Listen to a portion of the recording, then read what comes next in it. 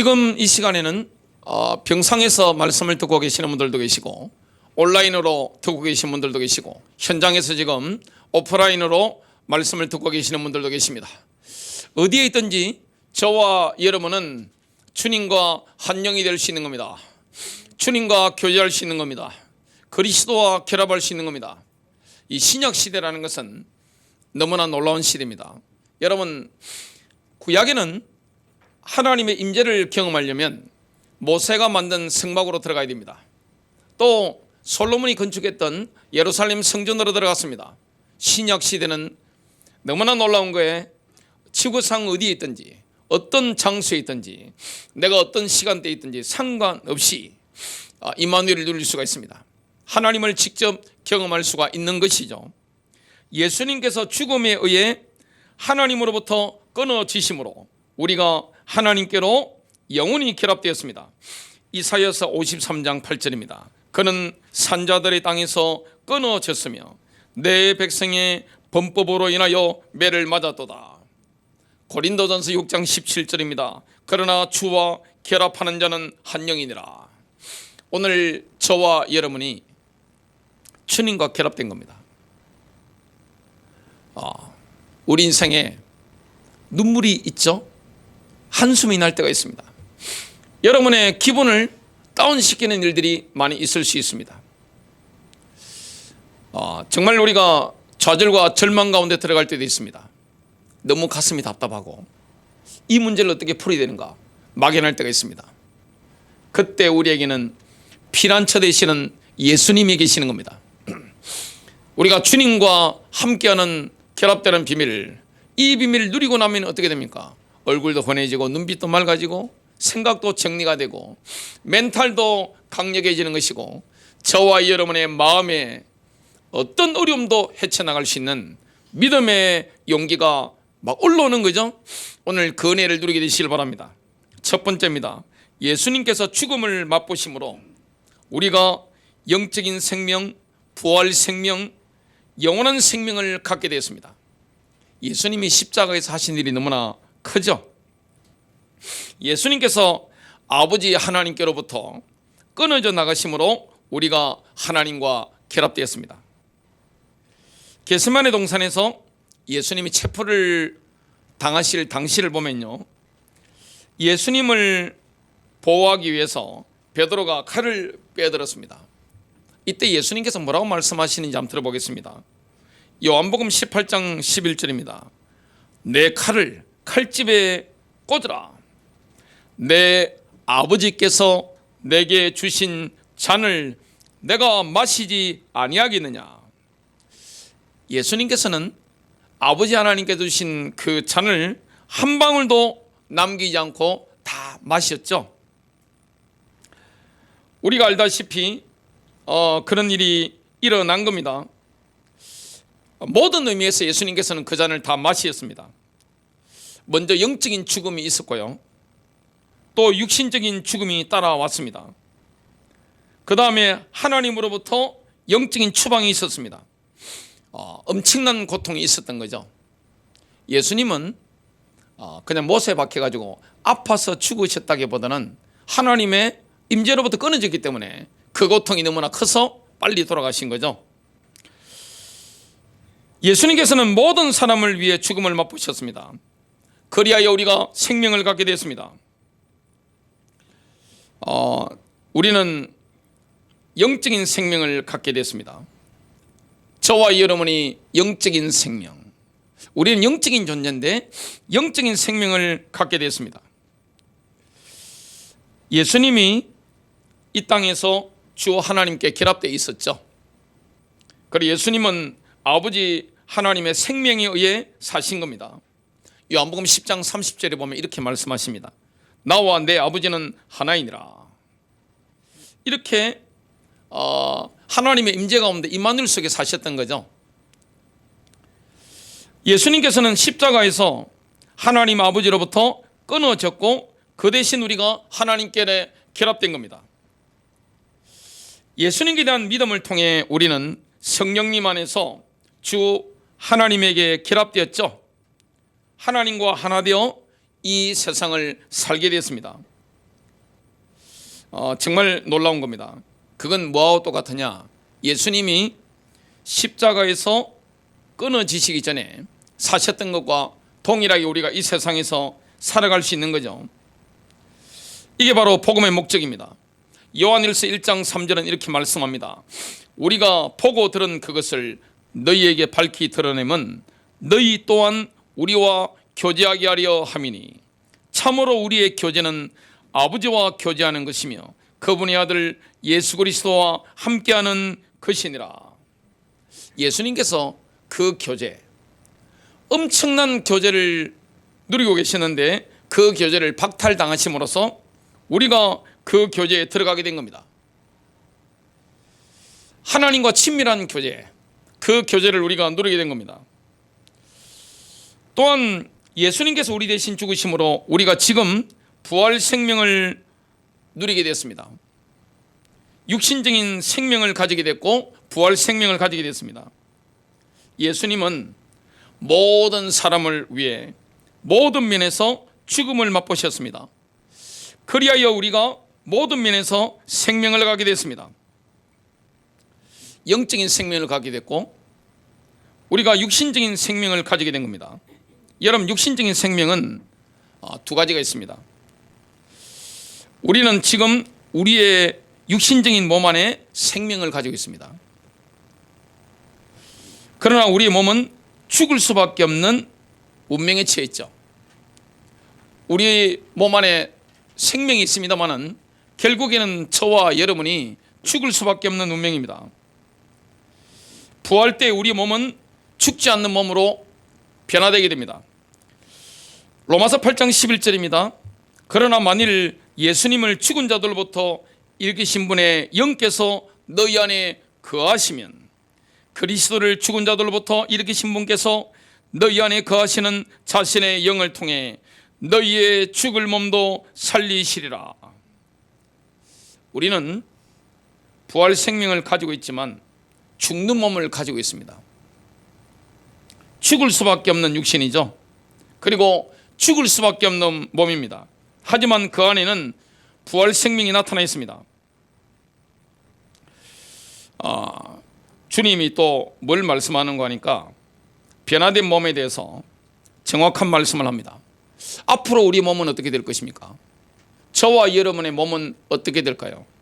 고린도전서 15장 51절부터 54절. 지금 현재 저와 여러분의 몸은 어떻게 됩니까? 늙죠? 쇠합니다. 저도 옛날에는 머리가 까맸었습니다. 머리숱이 너무 많아가지고 머리숱을 어떻게 처치해야 될지 몰랐습니다. 엄청나게 머리숱이 많았어요. 지금 보니까 많이 빠졌죠? 이렇게. 사람의 겉모습은 쇠합니다. 사람이 30, 40, 50, 60, 70, 80, 90 넘어가면서 몸도 연약해집니다. 그게 결론이 아닙니다. 결론은 뭡니까? 변화된 몸입니다. 저와 여러분의 소망입니다. 이게 고린도전서 15장 51절부터 54절입니다. 보라, 내가 너희에게 한 가지 신비를 보이노니 우리가 다 잠자지 아니하고 저와 여러분은 다 죽음에 있지 않게 될 겁니다. 마지막 나팔 소리가 날 때에 눈 깜짝할 사이에 순식간에 다 변화되리라. 나팔 소리가 나매 죽은 자들이 썩지 아니할 것으로 일어나고 우리가 변화되리니 예수 그리스도께서 다시 오실 때 그리스도 안에 자는 자들이 어떻게 됩니까? 무덤에서 다 일어나는 거죠. 낙골당에서 다 나오는 겁니다. 매장하신 분들은 땅속에서 다 일어나는 겁니다. 물속에 계신 분들은 바다가 토해내는 겁니다. 강이 막 토해내는 겁니다. 이런 실제적인 상황을 지금 말씀하고 있습니다.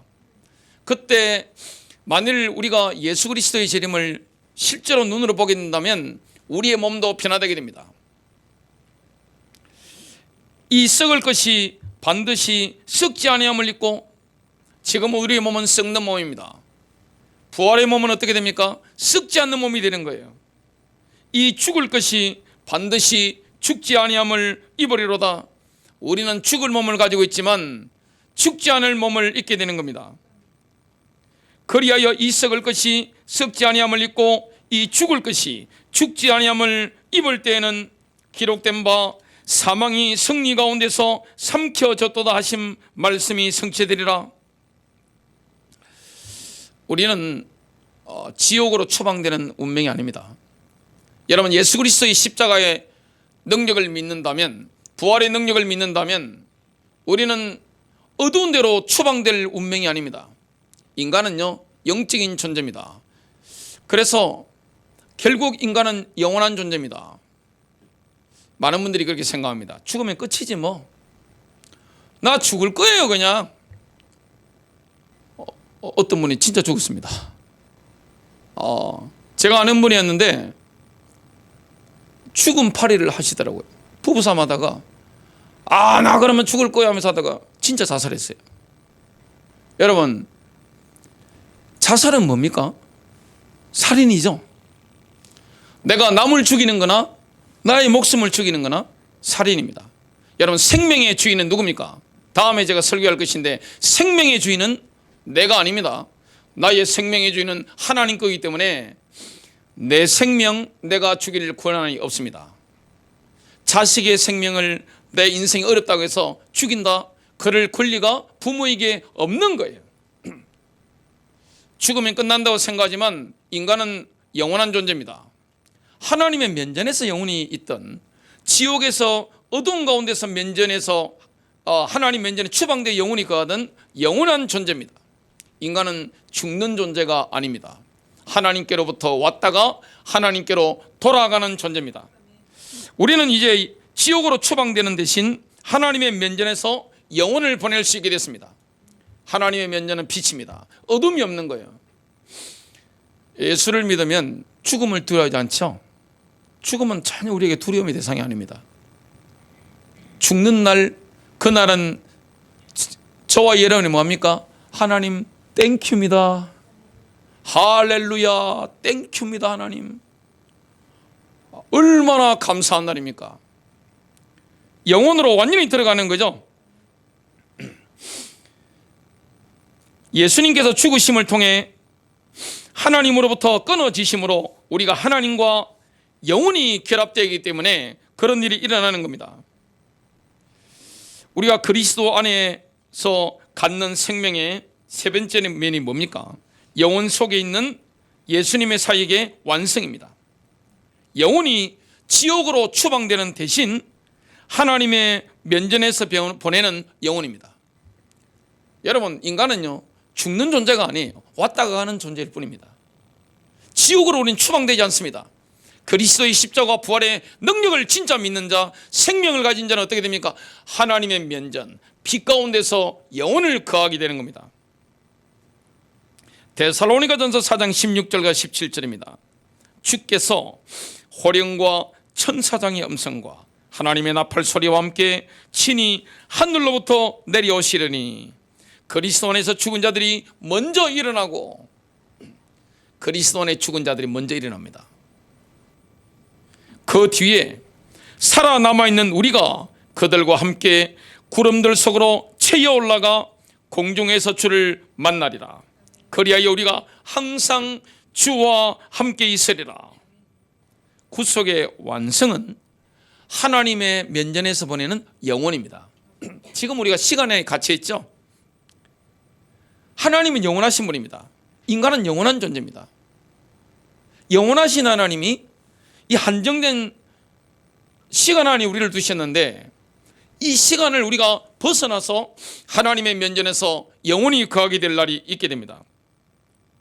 요한계시록 21장과 22장은 하나님의 면전에서 보내는 우리의 영원성을 묘사하고 있습니다.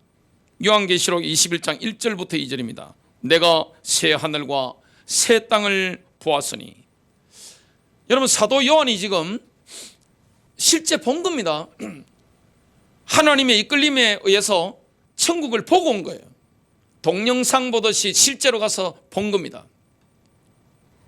이는 처음 하늘과 처음 땅이 사라졌고 바다도 다시는 있지 아니하였기 때문이니라. 이들아, 나 요한이 보매 거룩한 도시 새 예루살렘이 신부가 자기 남편을 위하여 단장한 것 같고 단장한 것 같이 예비한 채 하늘에서 하나님으로부터 내려오더라.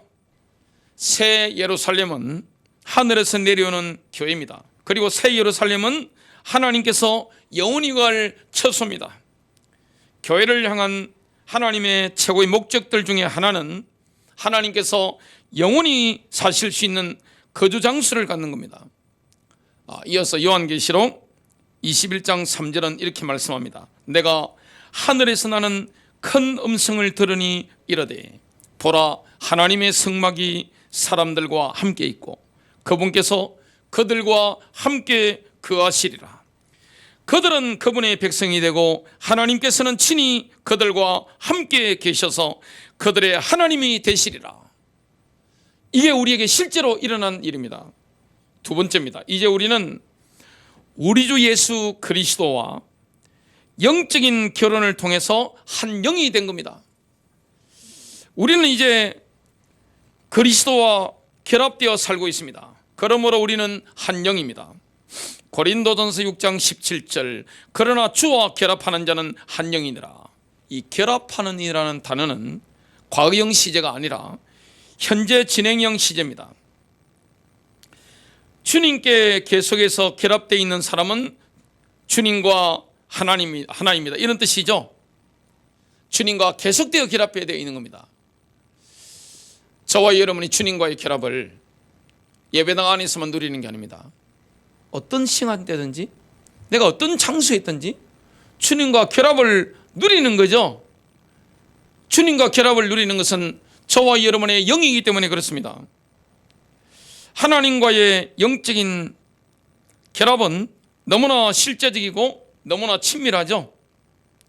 그래서 그리스도인들은 하나님과 하나가 될 정도로 하나님과 결합될 수 있는 겁니다. 완전히 하나가 된 겁니다. 영적으로 완전히 하나가 된 거죠. 마치 예수님께서 아버지 하나님과 하나이신 것처럼 우리도 그 아들 예수님과 하나가 될 수 있는 겁니다. 주와 결합하는 자는 한 영이니라. 예수님이 땅에 계실 때 아버지 하나님과 완전히 하나죠. 사랑의 관계로 완전히 하나였습니다. 그것과 동일하게 저와 여러분이 예수 그리스도와 완전히 영적으로 하나가 되는 거죠. 예수 그리스도와 연합되어 살아가는 우리는 한 영인 겁니다. 인간의 영의 최우선적인 활동은 하나님과 결합하는 겁니다. 우리가 우리의 영을 가지고 누릴 수 있는 최대의 특권은 하나님과 결합되어 교제할 수 있는 겁니다. 교제하는 겁니다. 하나님과 사귀는 거예요. 우리가 기도도 뭡니까? 관계의 문제입니다. 예배도 관계의 문제입니다. 응답도 하나님과의 관계의 문제입니다. 하나님과 결합되어 있으면, 하나님과 친밀하면 응답, 치유, 능력 이거는 다 따라오는 거죠. 저와 여러분은 그리스도께서 아버지 하나님과 일체가 되는 결합에 의해서 사신 것처럼 그리스도와 결합됨으로써 살아가는 거죠. 똑같이 하는 겁니다. 매 순간마다 정말 그리스도와 결합되어 살아가는 겁니다. 어제 결합되어 있는 것과 다른 겁니다. 오늘도 주님과 결합되어 살아가는 겁니다. 내일에는 어떻게 됩니까? 오늘의 결합이 아닙니다. 내일의 주님과의 결합되어 살아가는 거죠. 우리는 또한 창조주 하나님과 직접 결합되어 교제를 나누고 있습니다. 데살로니가전서 5장 23절을 보면 바울의 기도가 나옵니다. 예수 그리스도께서 다시 오실 때까지 우리의 영혼육이 흠없이 보존되는 겁니다. 평강의 바로 그 하나님께서 너희를 온전하게 거룩히 구별하시기를 원하노라. 내가 하나님께 기도하여 너희의 온 영과 혼과 몸을 우리 주 예수 그리스도께서 오실 때까지 흠없이 보존해 주시기를 구하노라. 여기에 뭐가 나옵니까? 인간에게는 영이 있고 혼이 있고 몸이 있습니다. 영은 창조 때 하나님이 불어넣으신 존재죠. 하나님께서 인간을 만드시고 그 코에 생명의 숨을 부르는 거죠. 그때 영이 들어간 겁니다. 인간은 영적인 존재이기 때문에 영원한 존재입니다. 인간은 영적인 존재이기 때문에 지구상 어디에 있든지 하나님과 영으로 결합할 수 있는 겁니다. 예를 들어 저와 여러분이 잠수함을 타고, 우리나라 잠수함이 얼마나 좋습니까? 아니면 미국의 원자력 잠수함을 탔다고 칩시다. 잠수함 안에서도 하나님과 영적으로 결합하는 건 아무 어려움이 없습니다. 영이기 때문에 벽 있는 거 통과할 수 있습니다. 영은 과거인지 미래가 없어요. 영에는 공간의 제약이 없는 겁니다. 하나님은 영이신 거예요. 하나님은 어떤 특정한 장소에 계신 분이 아닙니다. 우주 만물에 충만하신 분입니다. 하나님과 내가 영적으로 결합될 수 있는 겁니다. 그 은혜를 저와 여러분이 받아 누리게 된 거죠. 주와 결합하는 자는 그분과 한 영이니라. 주와 결합하는 자는 그분과 한 혼이니라가 아닙니다. 한 영이니라. 영으로 우리가 주님과 결합하는 겁니다.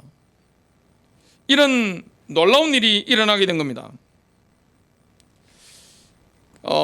인간의 영은 위로 자신의 창조주이신 하나님과 관계를 가집니다. 인간의 영혼육이 있는데 그 영이 제일 높은 거죠. 영은 창조주 하나님과 관계를 가집니다. 영은 아래로는 자신의 혼과 관계를 가지는 겁니다. 그래서 저와 여러분이요, 성령의 인도를 받는다.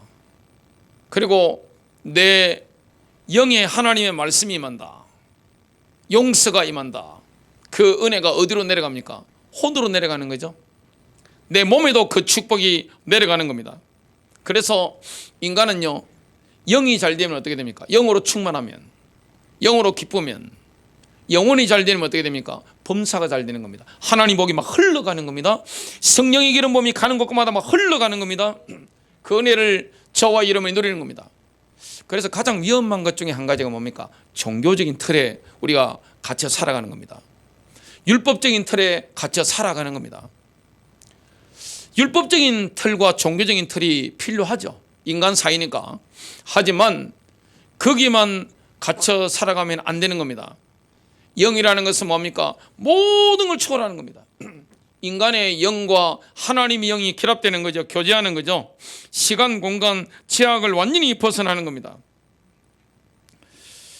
인간의 영이 하나님과의 결합 속으로 되돌아갈 때 그것은 다시 불이 붙어 등불이 됩니다. 여러분, 세상 사람들, 거듭나지 못한 사람, 그 영이 거듭나지 못한 사람 어떻습니까? 어둠 가운데 방황하죠. 영이 잠자는 상태, 죽은 상태에 있죠. 근데 거듭나는 순간 인간의 영이 하나님과의 결합 속으로 되돌아가는 순간 인간은 어떻게 됩니까? 밝은 존재가 됩니다. 성령 하나님께서 오셔서 그 등불을 채우시고 인간의 온 존재의 빛을 밝혀주시게 되는 겁니다. 잠언서 20장 27절. 그래서 구원받는 순간 어떻게 됩니까? 인간의 갈증이 사라지는 겁니다. 참된 안식을 얻게 되는 겁니다. 참된 자유를 얻게 되는 겁니다. 참된 만족을 얻게 되는 겁니다. 그리움으로 절망하는 사람들도 어떻게 됩니까? 참된 마음의 평정을 얻게 되는 겁니다. 이게 바로 우리의 영과 하나님의 영의 결합의 결과죠. 우리는 또한 성령님 안에서 죽음에서 살아나신 분, 부활하신 영광의 그리스도와 함께 결혼했습니다. 부활하신 예수 그리스도와 함께 결혼한 거죠. 로마서 7장을 보면요, 뭘 말씀하고 있습니까? 율법을 통해 우리가 결혼했다고 말씀합니다. 율법은 결혼 언약과 같은 것이죠.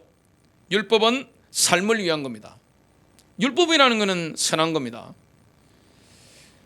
우리는 누구와 혹은 무엇과 결혼해 있습니까? 우리는 우리의 육신적인 성향과 결혼했죠. 율법의 본질은 우리가 우리의 능력으로 그것을 지키게 된다는 거죠. 그게 인간적으로 불가능합니다. 우리가 율법을 100% 지킬 수가 없습니다.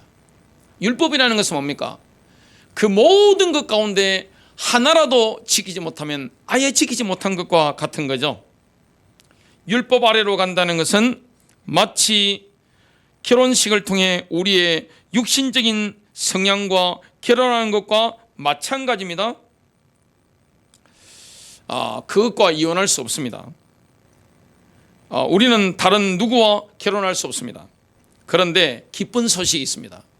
저와 여러분에게 기쁜 소식이 무엇입니까? 그 기쁜 소식은 우리의 첫 번째 배우자가 죽었다는 겁니다. 그 첫 번째 배우자가 언제 죽었나요? 예수님께서 십자가에서 죽으셨을 때 죽었습니다. 우리의 옛사람이 있죠. 우리의 옛자는 주님과 함께 십자가에서 처형당했습니다. 우리 이 사실을 믿어야 됩니다. 너무나 놀라운 겁니다. 대안은 뭡니까?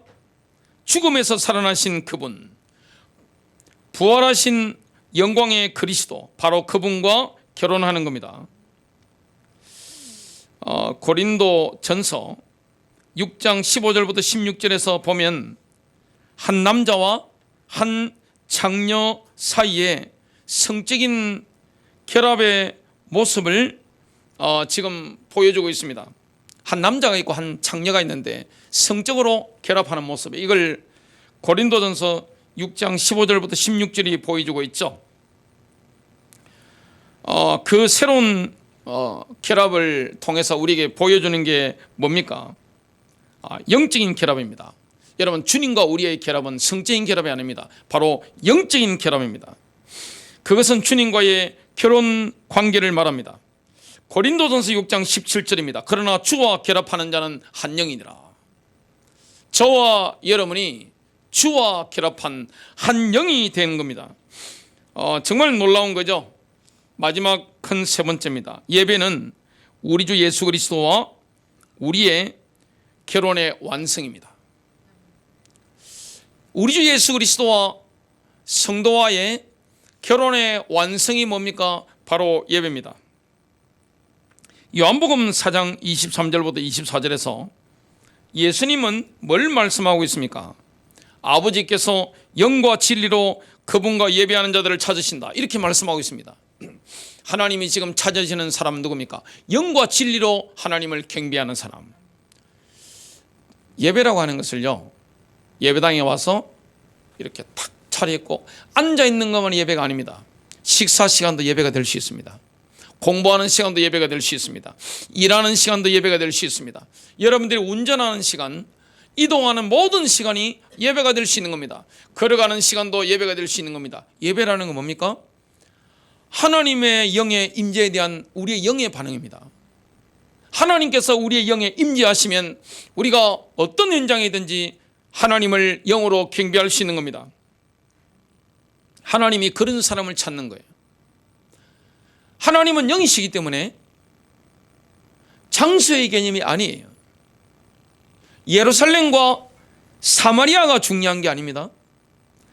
예배하는 것은 뭡니까? 장소의 개념보다는 영이신 하나님과 우리의 영이 결합되는 겁니다. 그래서 하나님과 우리의 결혼의 완성이 뭡니까? 바로 예배입니다. 내가 영으로 하나님을 경배하는 겁니다. 내가 어디에 있든지 하나님의 임재에 대한, 하나님이 영으로 임재하시잖아요. 거기에 대한 우리 영의 반응이 뭡니까? 예배입니다. 찬송을 부르는 걸 들어보면 저는 미국인들 그리고 유대인들이 부르는 찬송 그 스타일이 우리보다는 더 원 스타일에 가깝다고 봅니다. 우리는 은혜 받으면 어떻게 됩니까? 가만히 있죠. 표정 없습니다. 저는 경상도 사람이기 때문에 경상도 사람들은 화가 나도 옆에 있는 사람이 못 느낍니다. 딱 마인드 컨트롤 하면 아무리 격분하더라도 옆에 있는 사람이 몰라요. 기뻐도 모릅니다. 예, 자기 보이는 게 확실하죠. 근데 그래도 이 서울 분들이 좀 더 자유롭죠. 제 아내는 서울 사람인데 서울 사람들은 어떻게 됩니까? 이렇게 좋으면 좋다 그러고, 경상도 사람들은 좋아도 빨리 표시를 안 냅니다. 요즘 제가 고치려고 노력을 많이 하는데 이렇게 마음으로만 이렇게 생각하고 이렇게 이런 게 많죠. 미국이나 유대인들 찬양을 들어보면 그 몸의 리듬을 느낄 수 있습니다. 찬송을 부르는데 몸의 리듬이 막 느껴지는 거예요. 야, 그들이 부르는 찬양들 반주 이런 거 딱 들어보면 몸이 따라 움직이려고 하는 걸 느낍니다. 막 이렇게 유대인들도 마찬가지예요. 원래 그게 맞는 겁니다. 우리가 기뻐하는 거죠. 찬양할 때 손을 들기도 하고, 기도할 때 막 손을 들기도 하고, 박수를 치기도 하고, 춤을 추기도 하고. 그게 바로 임재하시는 하나님의 영에 대한 우리의 영의 반응이죠. 그걸 하나님이 기뻐하는 겁니다. 우리가 주님과 한 영으로 결합되는 행동이 바로 예배입니다. 우리가 예배 안에서 주님과 결합될 때 우리는 하나님께서 맺기 원하시는 것들을 맺을 수도 있고 산출할 수도 있습니다. 많은 열매들을 맺을 수 있는 거예요. 많은 좋은 열매들을 맺을 수 있을 뿐만 아니라 좋은 결과들이 막 산출되는 겁니다. 이게 바로 예배입니다.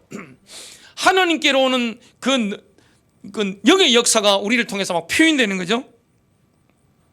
예배는 성도들의 삶에 붙은 부속물이 아니죠. 예배는 결코 추가적인 부분이 아닙니다. 예배는 완성입니다. 예배는 확증입니다. 예배는 주님과 우리의 결혼의 완성입니다.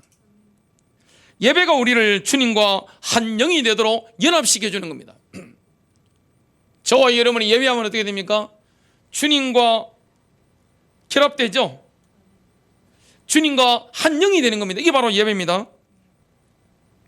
우리가 그런 결혼관계의 결합을 이룰 때 그것은 항상 생산을 위한 겁니다. 남녀 간의 성적인 결합이 생산하듯이 우리가 주님과 영적으로 결합될 때 어마어마한 열매들이 막 생산이 막 되는 거죠. 창조적인 능력이 나타나는 겁니다. 성령의 열매가 갈라디아서 5장 22절부터 23절에 나타납니다. 성령의 열매가 뭡니까? 사랑과 희락과 화평과 오래 참음과 자비와 양성과 충성과 온유와 절제입니다. 이런 열매가 저절로 맺힙니다. 여러분, 예배가 진짜 되어지면 어떻게 됩니까? 성령의 열매가 저절로 맺힙니다. 뭡니까? 사랑이 나오는 겁니다. 성령의 9가지 열매의 핵심이 뭡니까? 사랑입니다. 사랑과 모든 게 다 이어집니다. 하나님이 우리를 사랑하신 것처럼 하나님을 사랑하게 되고 인간을 뜨겁게 사랑하는 그 은혜가 우리의 복장에서 우리 아랫배에서 올라오게 됩니다. 저와 여러분 마음에서 뭐가 올라옵니까? 사랑의 열기가 막 올라오는 걸 느끼게 됩니다. 그리고 기쁩니다. 너무나 기쁨의 영이 역사하는 겁니다. 성령의 영은 뭡니까? 사랑과 기쁨이에요. 기쁨이 넘치는 거예요. 늘 기쁜 거예요. 항상 기쁜 거예요. 우리에게는 우울한 일들도 있습니다. 나를 절망시키는 일들도 있습니다. 나의 기분을 찜찜하게 만드는 사건들, 일들이 끊임없이 밀려옵니다. 나를 심장을 압박하고 나를 침체시키는 이런 일들이 끊임없이 밀려옵니다만은 예배 가운데 들어갔을 때 어떻게 됩니까?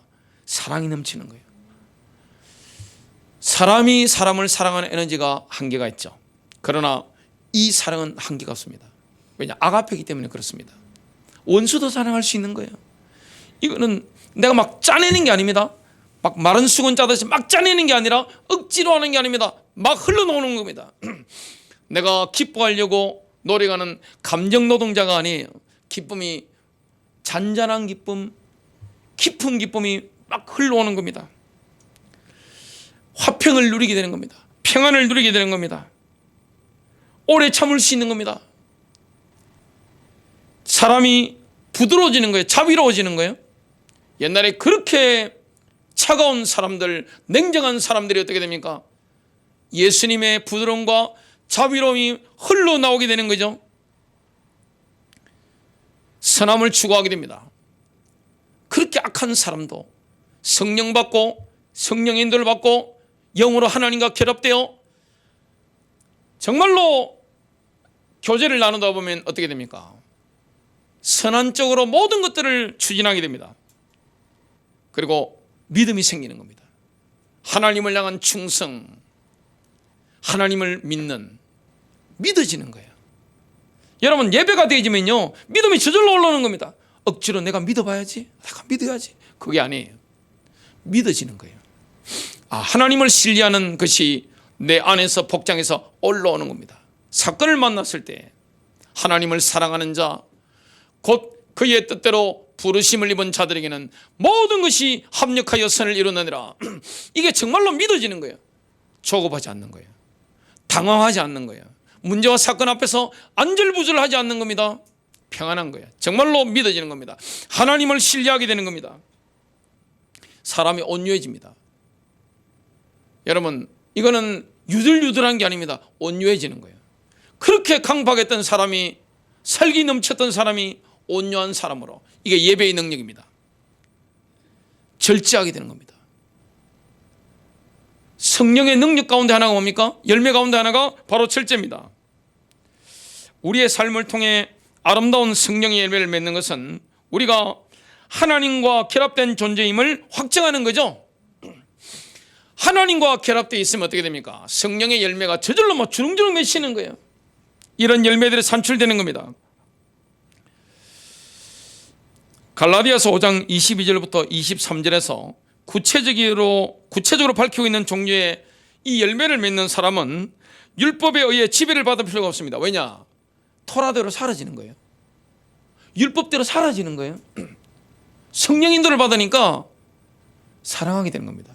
여러분, 율법의 의미가 뭡니까? 613개의 계명 합쳐서 요약하면 10계명, 그걸 합치면 뭡니까? 하나님 사랑, 인간 사랑, 한 단어로 뭡니까? 사랑이죠. 사랑하면 살게 되는 겁니다.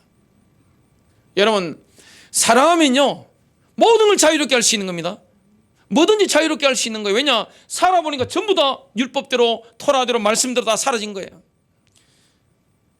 이게 바로 예배의 능력입니다. 우리는 율법 아래 있는 사람들이 아닙니다. 우리는 율법 아래에서 육신과의 결혼에서 빠져나와 자유하게 됐습니다. 성령님에 의해 부활하신 그리스도와 결혼했습니다. 그리하여 그 결혼에 어울리는 열매를 맺는 겁니다. 그래서 진짜 영적으로 하나님과 결합된 사람들 보면, 예배가 되는 사람들 보면 어떻게 됩니까? 성령의 열매가 주렁주렁 맺힙니다. 하나님이 원하시는 열매들이 막 산출되는 거예요. 사랑이 있는 겁니다. 가까이 가보면 사랑이 있는 거예요. 뜨거운 사랑이 있는 거예요. 가까이 가면 갈수록 뭘 느낍니까? 따뜻함을 느낍니다. 기쁨이 있는 거예요. 어떻게 저렇게 기뻐할 수 있지? 이 상황에서 어떻게 기뻐할 수 있지? 어떻게 저렇게 평안할 수 있지? 어떻게 오래 참을 수 있지? 어떻게 저렇게 자비로울 수 있지? 저렇게 차가웠던 사람이, 저렇게 냉정했던 사람이 부드러워질 수 있을까? 신기하죠? 야, 정말로 저렇게 악했던 사람이 저렇게 선해질 수 있을까? 야, 저렇게 사람을 죽일 정도로 강박했던 사람이 모습을 한번 보세요. 너무나 온유한 사람으로 변화됩니다. 어떻게 저렇게 절제할 수 있지? 성령의 열매를 맺으니까 절제가 되는 거죠. 결론 맺습니다. 우리 주 예수 그리스도께서는 성령님 안에서 우리와 한 영이 됐습니다.